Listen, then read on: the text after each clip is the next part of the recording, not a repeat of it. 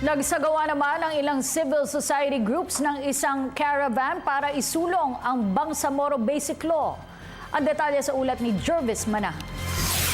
Tila nauupos na sigarilyo na ang nalalabing oras para maipasa ang Bangsamoro Basic Law sa kongresong ito. Halos 6 na buwan na lang kasi ang natitira bago magwakas ang Administrasyong Aquino. Kaya naman palakas na napalakas ang tinig ng mga taong nananawagan para isulong ito sa Kamara at Senado. Kanina, isang caravan ang isinagawa ng ilang sibilyang grupo at mga representante ng mga kababayan nating Moro para irehistro ang kanilang panawagan sa mga mambabatas. Tinawag nila itong Biyaheng Bangsamoro, Biyaheng Kapayapaan. Mula Quezon Memorial Circle, dumiretso ang Bangsamoro bus sa Kongreso kung saan nagkaroon ng maikling programa.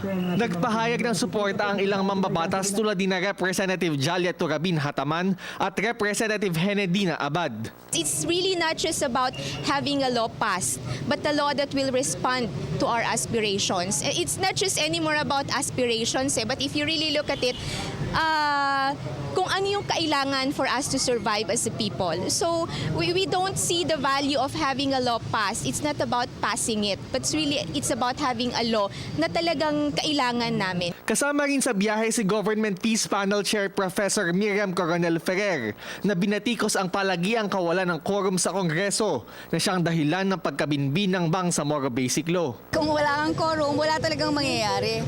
So ang punto lang naman din namin, basta sana matapos yung process. Kung ayaw nila, they're against it, they vote against it, di ba? Ang mahirap pag wala sila eh.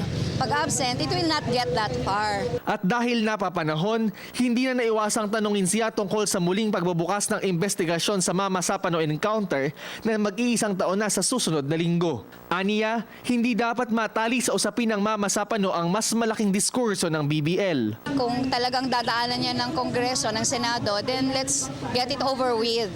Kasi ang sinasabi naman natin, mas malaking problema itong inayos natin sa Bangsamoro Basic Law.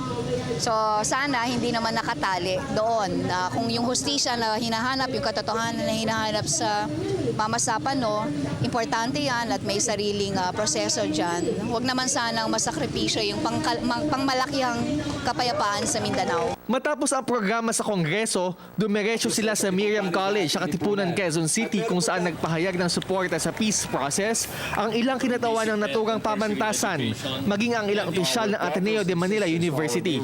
Nagpunta rin ang caravan sa opisina ng UPAP sa Ortigas. Panawagan ng kanilang opisina, sana'y maging CAB-based o CAB-compliant ang ipapasang bersyon ng Bangsamoro Basic Law. Ibig sabihin, sana'y hindi lumihis ang ipapasang BBL sa orihinal na napagkasunduan sa Comprehensive Agreement on the Bangsamoro. Bilang pagtatapos, tumungo ang grupo sa Senado para ipanawagan sa mga senador ang mabilisang pagpapasa ng naturang batas. Nagpahayag ng suporta ang ilang personalidad mula simbahan, mula sa Muslim community, maging sina dating Senador Gerson Alvarez at Professor Christian Monsod. Layo nilang iangat ang public awareness para maipaintindi sa publiko ang kahalagahan ng BBL sa mga kababayan natin sa Mindanao. Gipit man sa oras, umaasa pa rin ang mga grupong ito at ang mga kababayan nating Moro na sa lalong madaling panahon ay maipapasa ang Bangsamoro Basic Law at makakamit ang pangmatagalang kapayapaan sa Mindanao. Para sa Telebisyon ng Bayan, Jervis Manahan.